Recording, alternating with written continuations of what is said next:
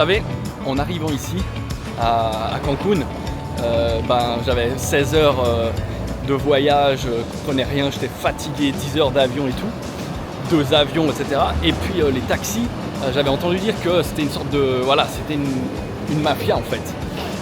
Ils demandent 2000 Mexican pesos, ça fait $100 presque, donc disons 80 francs pour faire l'aéroport, c'est 30 minutes de trajet. Je voulais prendre un Uber en fait, parce que je sais que Uber, voilà, le prix c'est payé d'avance, et puis tu sais le tarif. Mais le problème c'est que j'avais pas de réseau, j'avais pas de wifi, il n'y avait pas de wifi, je ne trouvais pas et tout. Donc du coup j'ai dû malheureusement payer super cher. Et puis là, cette fois-ci, j'ai été vers les taxis, j'ai dit ouais, combien pour aller au train Maya? Il m'a dit 2000, enfin 1800, donc $95. Et puis moi je leur ai dit non, alors je prends un Uber, c'est 400. Et du coup ils ont commencé à parler entre eux, finalement ils m'ont fait 400. Donc du coup voilà, on va aller prendre le train maintenant, et puis ça va être sympa.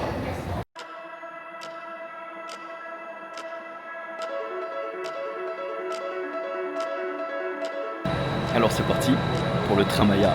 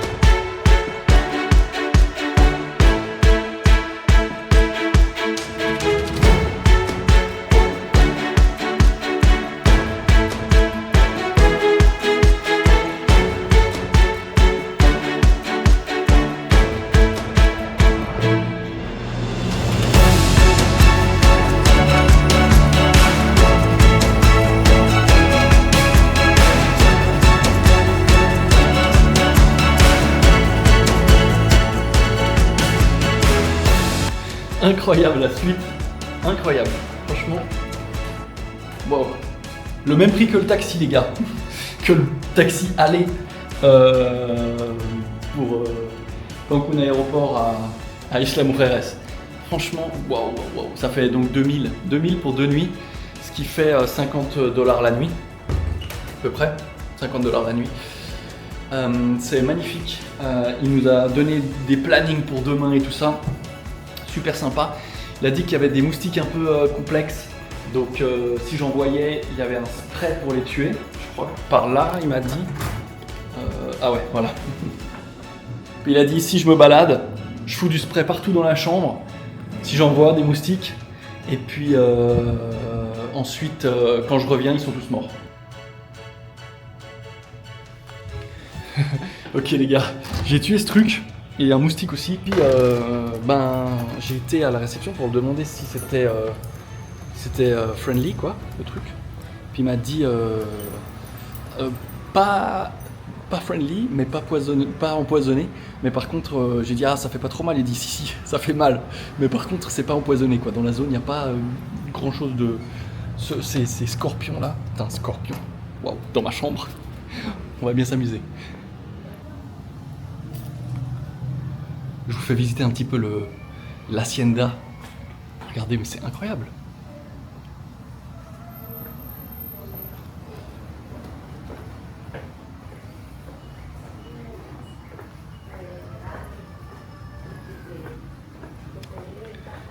C'est super joli.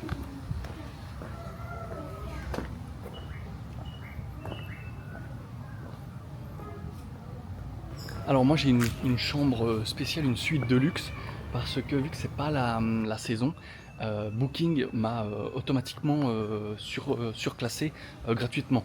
Voilà, c'est pour ça que j'ai le jacuzzi, hein. Je prends pas les suites de luxe. Mais bon, vu que je suis un traveler Booking, voilà quoi, des fois. Et vu que je suis hors saison, eh ben il y a du bon. C'est super joli. Allez, on part visiter la ville.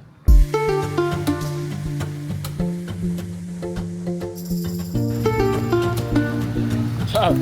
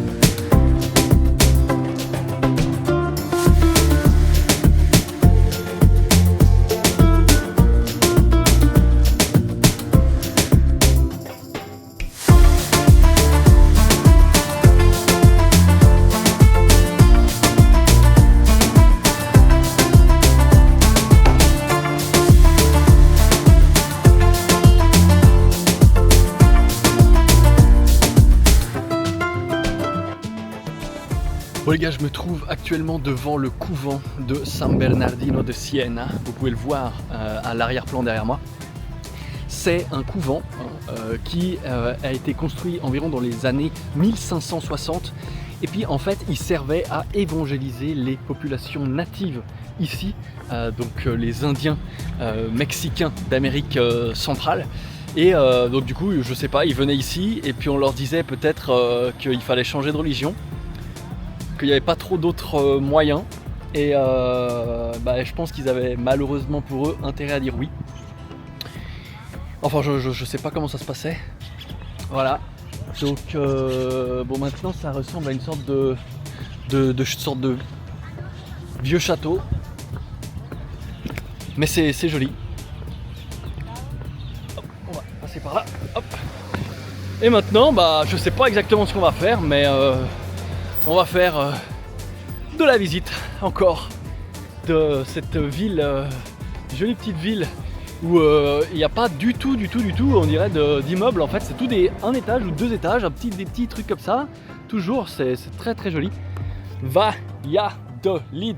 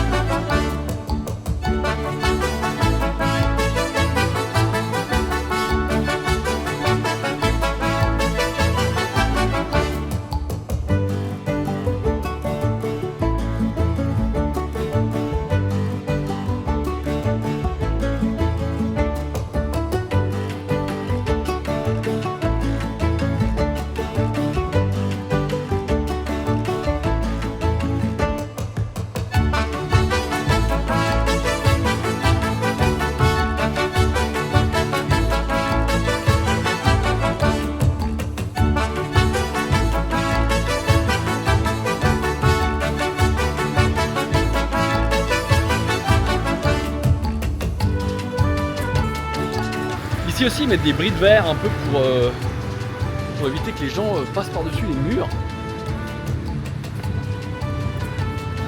Peut-être qu'il y a pas mal de gens qui essayent de passer par-dessus les murs. Et ici, ce mur-là, le même mur qui va dans la même propriété, il n'y a pas. Donc faut bien choisir son mur.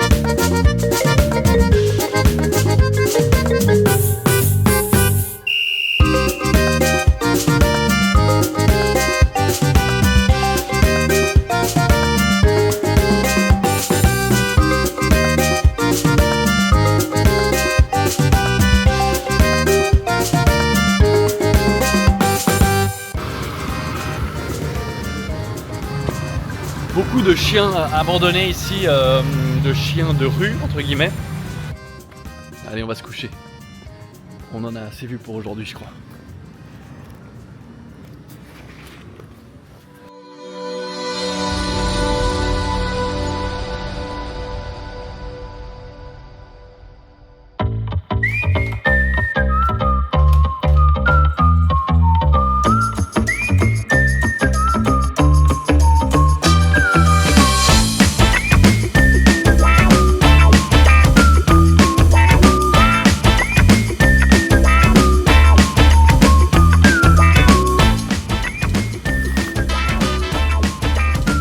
Pas de goût du tout, mais du tout. Bon, du coup on va y aller. va aller voir Chichen Itza, le temple maya dans les environs. Alors c'est parti.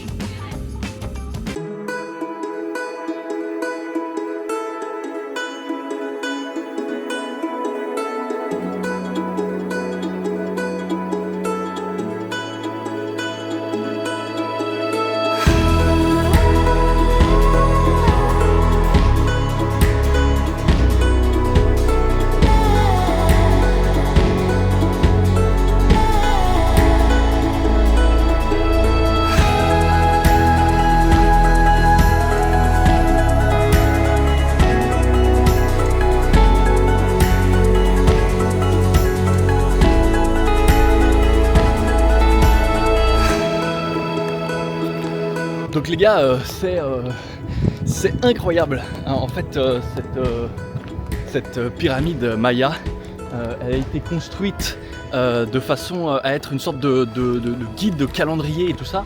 Il y a beaucoup de trucs astronomiques, beaucoup de trucs mathématiques. Je vais pas tout vous expliquer maintenant parce que je pense que je vais dire plein de bêtises. Ça fait 1h30 que j'écoute le guide parler. Mais si on se met au milieu, ici au milieu des escaliers, si quelqu'un tape des mains, on entend le bruit d'un oiseau qui représentait un dieu ici.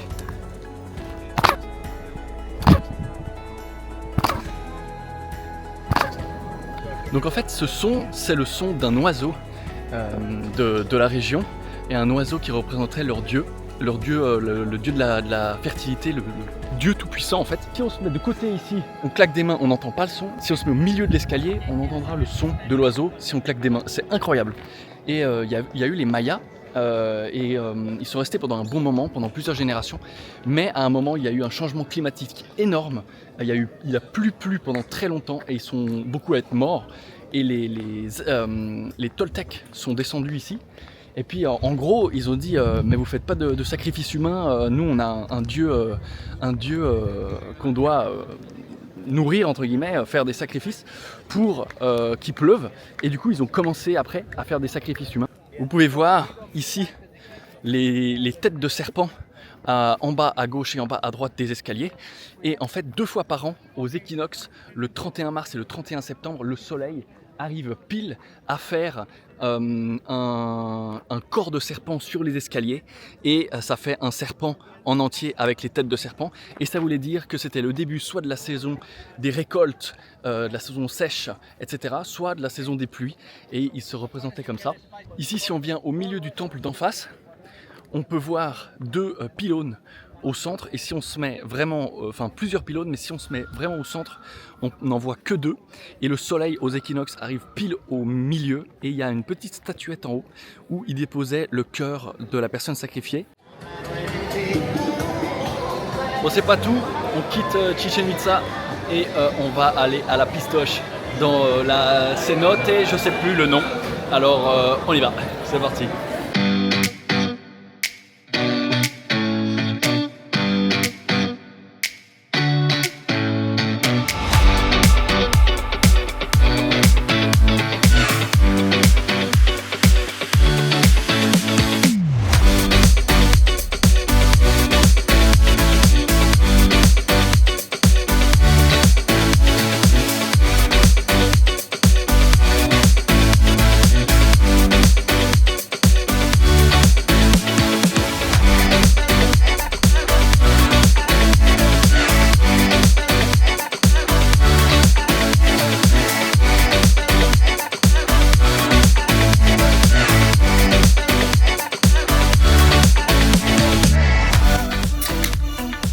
Excellent cet endroit, hein. Franchement, c'était dans une cave, il y avait des chauves-souris, il y avait des poissons aussi, des poissons noirs à peu près grands comme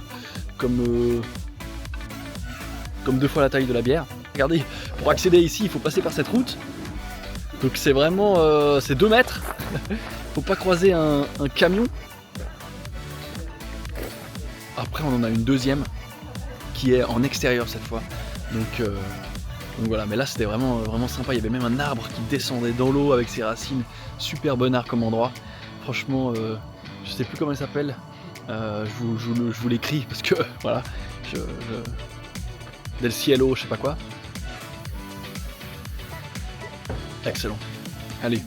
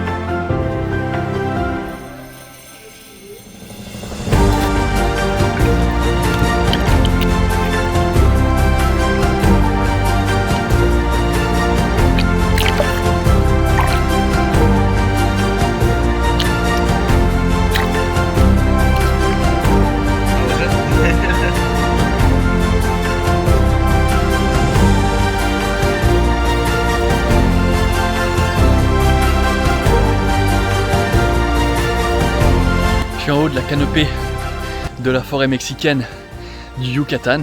Regardez ça, franchement. Alors en bas, on n'a pas de réseau, juste en bas là. Et je monte ici et j'ai du réseau. Je le sais parce que mon téléphone vient de vibrer alors qu'en bas ça faisait un petit moment que je voyais que j'avais pas de réseau. L'eau est bien fraîche comparée à l'eau de la mer de Isla Mujeres, la mer des Caraïbes qu'on a eu il y a quelques jours. L'eau est bien fraîche et puis ça fait vraiment du bien.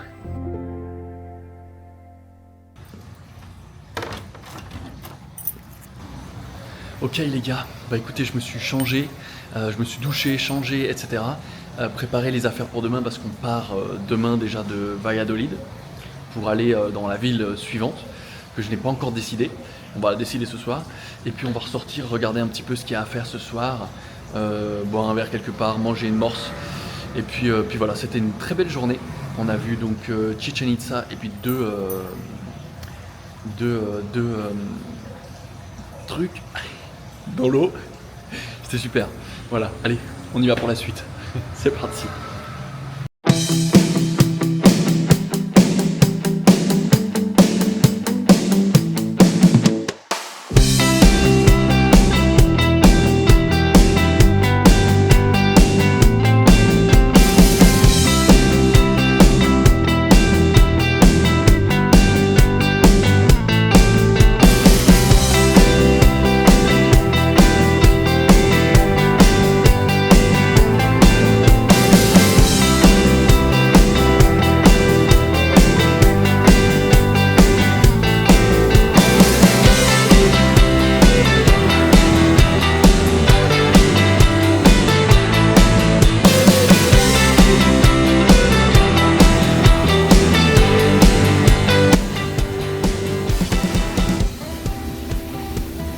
Ok les gars, j'ai un truc à faire, c'est goûter ce piment là, habanero. C'était quand j'étais apprenti, première année d'apprentissage, on commence en septembre notre apprentissage en Suisse, donc à la rentrée quoi, la rentrée scolaire normale. Et en décembre on a le dîner des apprentis, premier dîner des apprentis de ma vie, entrée dans la vie active, et tout était offert, les cocktails, les machins. Et moi, vers la fin de la soirée, j'ai dit apportez-nous votre meilleur cocktail. Mais le gars, il a fait ok. Il a apporté 4 ou 5 cocktails à mes amis apprentis, des apprentis plus grands aussi, et moi, devant notre chef et tout. Hein. Et puis il y avait un piment dedans, c'était un cocktail au piment, alors super déjà, bravo au serveur. Et puis on a fait avec les gars, ouais, allez, à 3 on le mange, on le mange en même temps. Du coup, on a fait 1, 2, 3, bam! Je l'ai mangé, je l'ai avalé. Et tout le monde rigole. Mais en fait, sans se concerter, hein, moi j'étais le seul qui avait fait exprès le truc. Tout le monde avait fait semblant. Et après j'ai commencé à pleurer de larmes de piment, tu vois. Devant le patron et tout. Terminé, allez.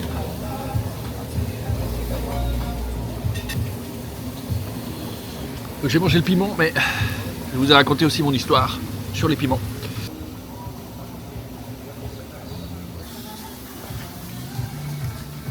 Messieurs, dames, en direct du retour à la maison, le moment que vous attendez tous.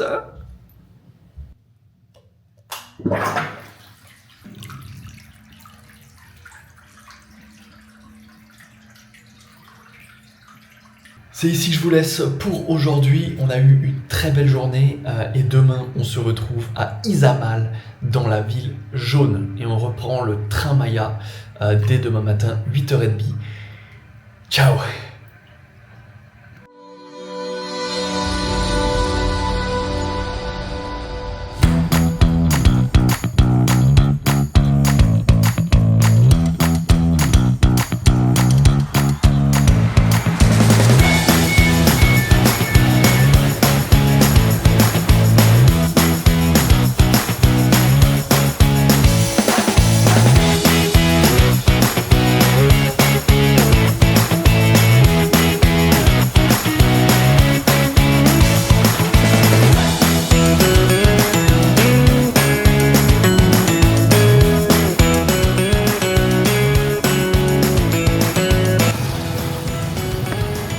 Ok, je me trouve devant l'hôtel San Miguel Arcángel.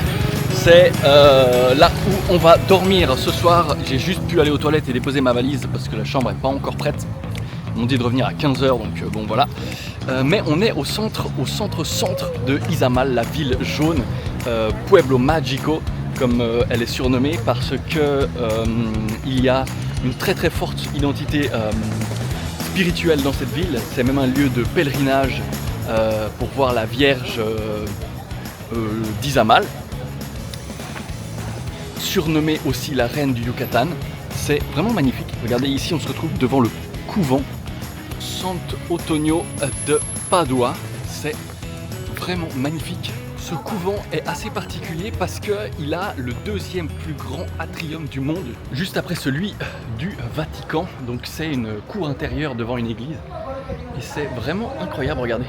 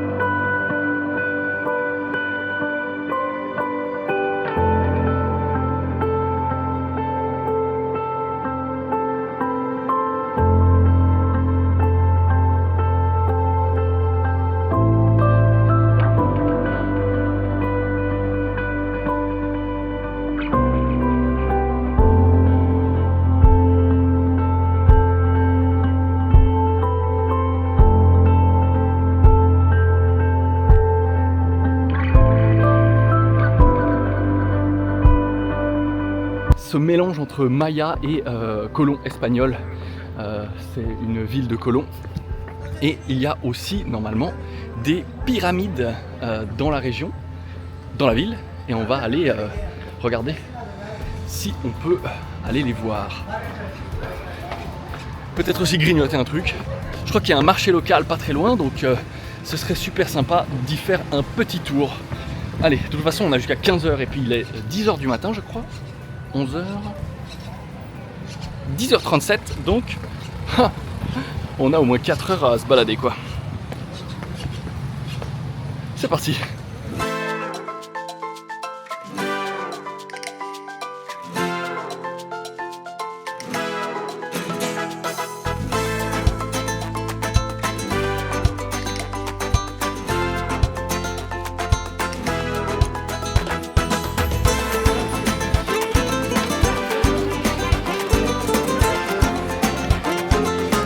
Las Vegas.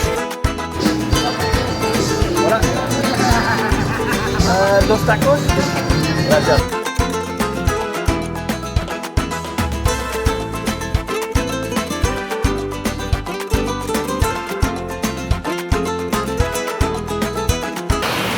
Deux tacos, un coca, ça nous a fait 65, donc ça fait 2 francs 50, 2 francs 80. Excellent.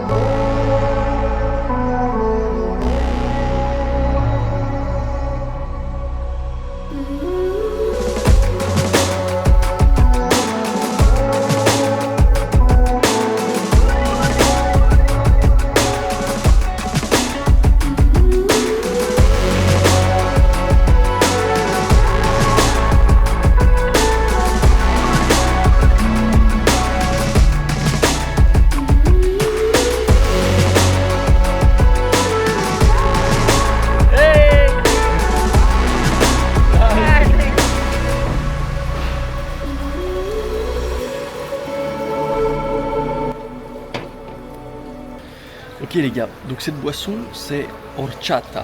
Horchata, c'est en fait une boisson à base de riz, de lait, de cannelle.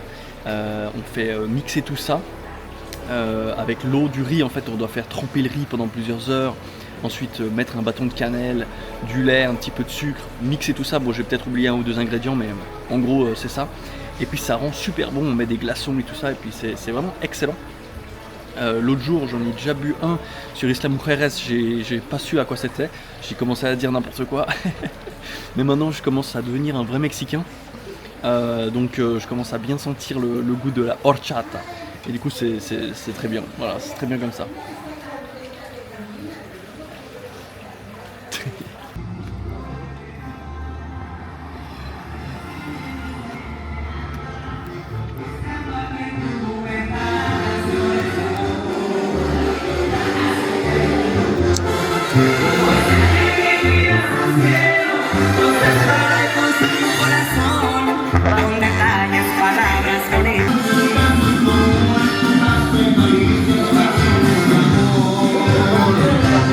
Excellent. ¿Cuál quieres? Esta.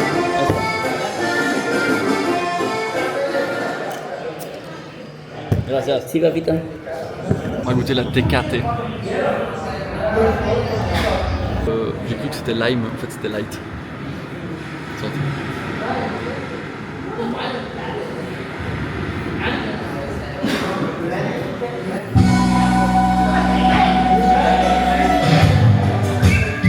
J'aime bien les bars de locaux moi. Loco. Franchement le gars il arrête pas de dire mi amor et tout, c'est trop bizarre. Il m'a apporté des petits trucs là, des petits limes avec du citron. Et des petites cacahuètes. Allez, on va goûter ça. J'ai les mains super sales.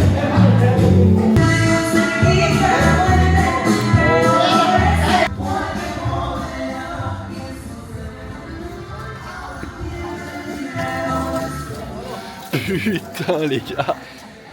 Oh my god. Il a pas arrêté de me parler ce gars. En fait il était, tu vois, j'ai pas arrêté de lui dire que je lui ai dit, moi je cherche une belle mexicaine, je cherche une femme, j'aime les femmes, j'ai pas arrêté de dire ça. Et lui il arrêtait pas de dire, oh Martin, tu es tellement beau comme gars, c'est incroyable. Tu sais, tu es dans quel hôtel? Parce que moi je lui ai dit, oh je sais plus, il est jaune. Il m'a dit, tous les trucs sont jaunes ici. Et j'ai pas voulu lui dire, je lui ai dit il est jaune, je sais plus le nom. Oh punaise, il a pas arrêté de me parler, il disait ah j'ai envie d'apprendre le français, t'es vraiment, tu me plais vraiment. Parce qu'il me disait, comme ça, moi Martin je te veux dans ma maison. Oh putain.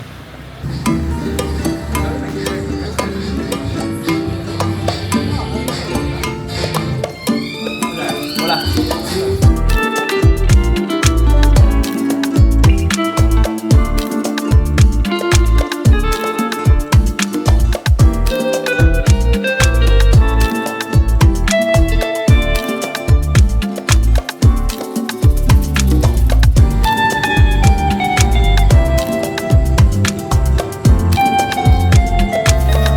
C'était très bon les gars, vraiment sympa. Le gars il m'a dit d'aller à Chiapas, c'était vraiment bien. Que le Tabasco c'était pas ouf. Et du coup, maintenant on a assez fait de Warzone pour la journée. On va partir en safe zone et puis dormir un bon petit somme en fermant à double tour. Allez, bonne nuit. On s'amuse bien ici en Yucatan. Allez, regardez-moi ces arbres là quand même.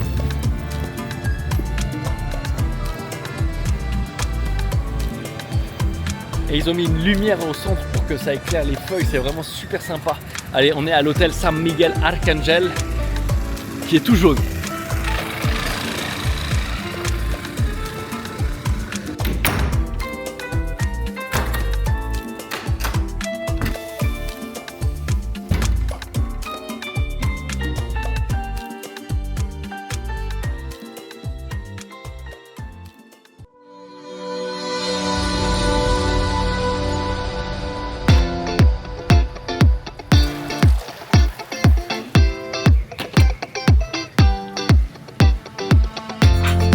est meilleur ici qu'aux États-Unis. Hein. Enfin qu'aux États-Unis, que dans les motels. Ah oui, un truc que je vais vous dire qui manque beaucoup, soit en Europe, soit ici, c'est les frigos dans les hôtels. Aux États-Unis, les motels, il y avait plein de choses qui allaient pas, mais il y avait toujours, quasiment toujours, un frigo dans la chambre. Donc ça, c'était super pratique pour mettre les trucs au frais. Allez, fini de parler. Commençons cette belle journée.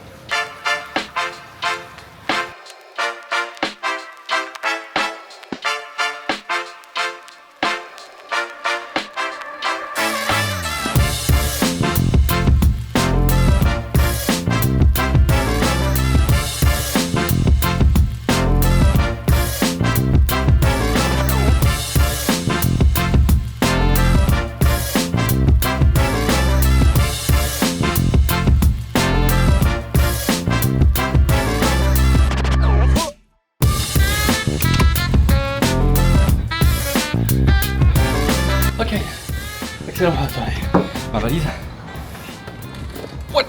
C'est vraiment lourd. Hop là. Et puis on a eu 20-25 minutes de marche jusqu'à l'hôtel. Super sympa, regardez. Et puis je vais ressortir un petit peu me balader dans Mérida, voir un petit peu comment elle est cette ville. C'est une des villes les plus sécures de toute l'Amérique centrale et du Nord en même temps. Parce que le Yucatan c'est super sécure et puis Mérida aussi.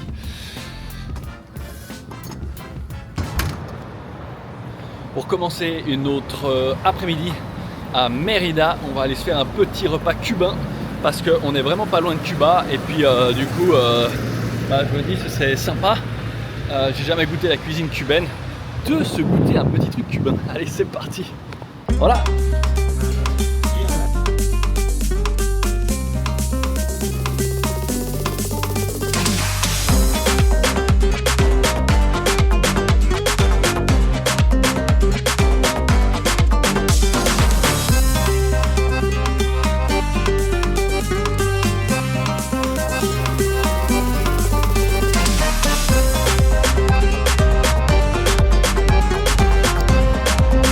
Excellent, je me rappelais plus de la traduction de liver, mais du coup c'est le foie.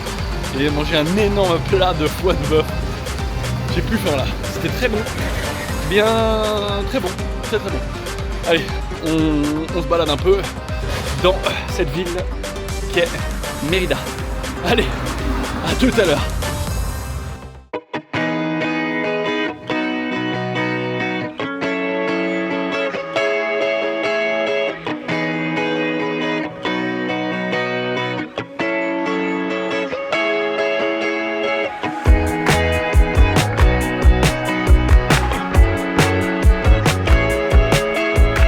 Ok les gars, on est arrivé à Plaza Grande. Regardez le gros drapeau mexicain au centre de cette plaza du centre historique de Mérida. Derrière nous, on a la cathédrale San Ildefonso. C'est la plus grande cathédrale du Mexique et elle a été construite comme quasiment toutes avec des pierres récupérées sur les temples mayas. Hop là, ils sont en train de se prendre en photo. Et puis, wow, regardez quand même ce gros drapeau mexicain qui est fièrement au milieu de la place avec les lettres Mérida de couleur comme il y a dans quasiment toutes les villes ici. Alors sur cette place, tous les samedis, on rejoue au Poc Tapoc. C'est une sorte de football Quidditch un peu qui se joue avec le bassin. Désolé mais ça n'a aucun sens, c'est un ancien jeu maya et puis souvent, tellement c'était compliqué, il n'y avait jamais personne qui mettait des goals. T'as une sorte de gros cercle où il faut taper la balle dedans et puis avec le bassin, donc c'est très bizarre et souvent personne ne mettait des goals pendant des heures. Et puis c'est comme nous expliquait le guide à Chichen Itza, suivant quoi le capitaine gagnant était sacrifié et le capitaine perdant était toujours vivant mais était un peu déchu entre guillemets, déchu et déçu, mais en tout cas il gardait la vie. Donc c'est pas trop mal. Et donc voilà le jeu. Mérida était surnommée la ville blanche parce qu'à l'époque elle était vraiment super propre et puis aussi que c'est beaucoup peint en blanc ici. Regardez ces chaises là, on les a déjà vues quelques fois. C'est super sympa parce qu'il y a deux personnes qui peuvent s'asseoir simultanément et puis discuter. C'est assez cool. Et puis une dernière petite chose que j'ai à vous dire avant de continuer notre petite balade sur cette ville, c'est qu'elle est construite sur plein de cénotes. Donc c'est une sorte de puits rempli d'eau. Elle est construite dessus un peu partout dans la ville. Voilà. Je pense pas qu'on peut les voir actuellement vu qu'elle a été construite dessus, je sais pas trop, mais j'ai appris ça. Donc voilà, je vous le partage. Allez, on continue notre petite balade. Il commence un petit peu à se couvrir et ça fait vraiment du bien parce que je transpire énormément. Regardez, je me suis juste posé et puis j'ai déjà mon pantalon tout mouillé. Je suis mouillé de partout. Voilà, allez, on bouge d'ici. Cette cathédrale, je viens de vous dire que c'était la plus grande du Mexique, c'est pas du tout vrai, c'est la plus ancienne du continent. Je savais que c'était la plus quelque chose, et puis du coup j'ai vérifié, et en fait c'est la plus ancienne du continent, mais c'est pas du tout la plus grande du Mexique. Voilà. Bon les gars, oh, c'est humide dehors. Petit update. Hop. Fermé. J'ai été me changer et tout ça à la chambre. Il a commencé à pleuvoir à fond. Je me suis réfugié dans un Starbucks et puis finalement il n'y avait pas de place pour s'asseoir, alors j'ai été dans un Electra. C'est un magasin de style Interdiscount ou style Fnac, enfin Fust pour les Suisses puis Fnac disons pour les Français, ou plutôt boulanger. Et puis en fait ils acceptent le BTC, donc du coup je vais voir si je peux pas acheter quelque chose en BTC à l'occasion chez eux. Puis finalement après je suis rentré me doucher et voilà. Allez, on ressort maintenant pour boire un verre. Allez, c'est parti.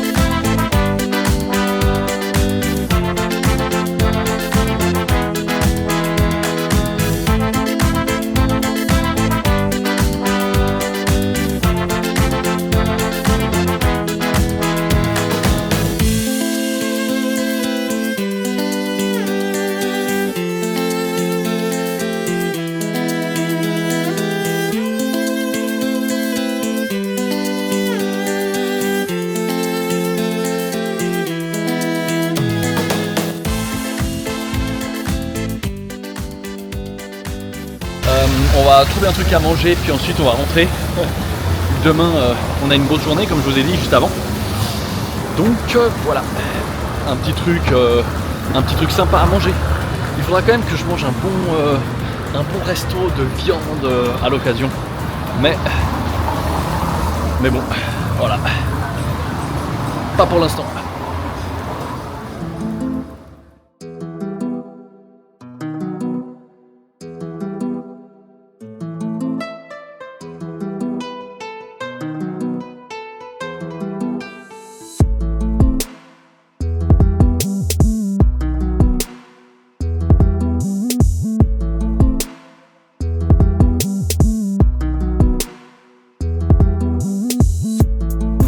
Bye, ciao ciao.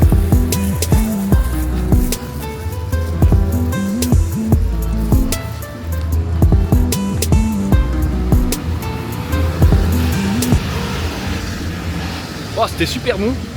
Franchement, c'était vraiment bon. Horchata, moi j'adore. C'est comme un dessert en fait pour moi. Je le prends vraiment comme un dessert.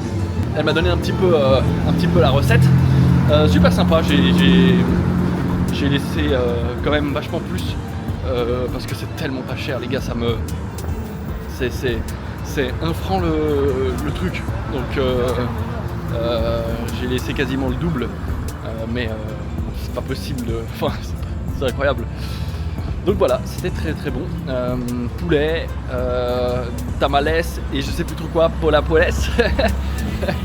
On a un petit peu de marche et puis on arrive à la casa. Et puis on va se faire une bonne nuit de sommeil avant demain. Une belle journée.